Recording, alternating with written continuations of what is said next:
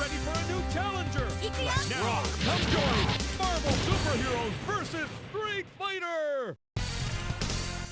Every so often, a fighting game character shows up who feels like they don't belong in the roster at all.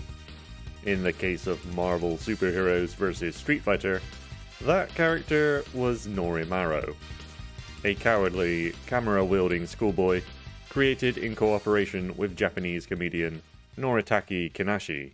He was exclusive to the Japanese release, and international versions replaced his roster slot with the game's logo. Despite being Japan only, a surprising amount of his dialogue was actually translated into English. Born on live TV.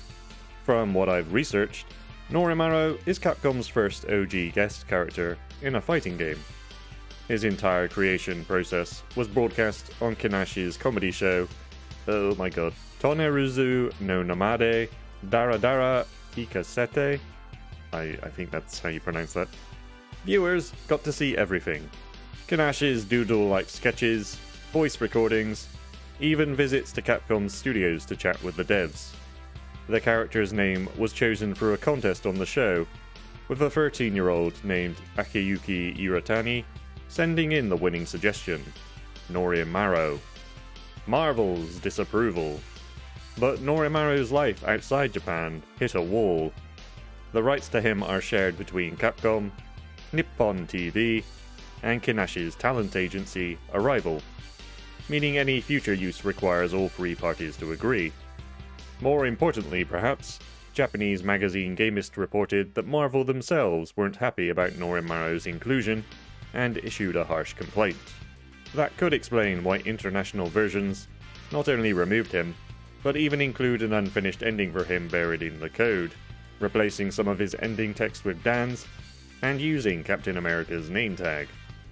The Misfit Fighter. So what's Norimaro like in battle? Well, exactly what you'd expect from a misfit high schooler. He tosses rulers, folders, plushes, even mini Akuma dolls as projectiles. His taunt animation has him sheepishly asking for his opponent's autograph mid-fight. He's definitely not a serious martial artist, and that's the joke. A total fish out of water in the Marvel and Street Fighter lineup. A creepy side. But not all of Norimaro's design aged well. Unused animations reveal a much creepier edge to his character. One shows him fantasizing about Chun-Li, Sakura, Kami, Morrigan, Felicia, even Anita, the 10-year-old from Darkstalkers, as well as Zangief. These scenes end with an explosive nosebleed, which actually had a hitbox, suggesting it was planned as an anti-air super. Another cut animation shows him leering at something off-screen before dropping to the floor for a closer look. Given that he has alternate introductions with female fighters, it seems that this was intended for him to peek up their skirts after defeating them in battle. In the final game, this was toned down. He simply repeats his select screen taunt instead. So yeah, Norimaro is funny, but also deeply troubling. Return from obscurity.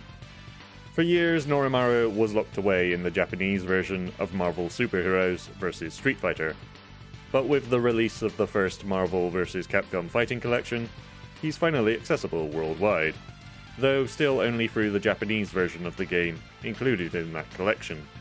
Despite much of his dialogue and assets already translated, Norimaro has never had a true international debut. He remains a strange artifact of fighting game guest history, half forgotten, half legendary. Legacy of a joke. In the end, Norimaro was never meant to be a serious fighter. He was a joke character, a product of Japanese comedy television of the late 90s, and a rare case of real-world entertainment bleeding directly into Capcom's fighting games. For fans, he's equal parts trivia goldmine and bizarre footnote. Love him or hate him, Norimaro proves that sometimes the weirdest ideas really do make it onto the arcade screen. If you enjoyed this trivia highlight of one of fighting game's strangest characters, hit the like button and subscribe for more fighter trivia spotlights. I've got plenty more deep cuts and buried trivia treasure coming your way. And if you want to support the channel directly, consider joining my Patreon. It helps me keep digging into this kind of obscure gaming history, and you'll get early access to future videos.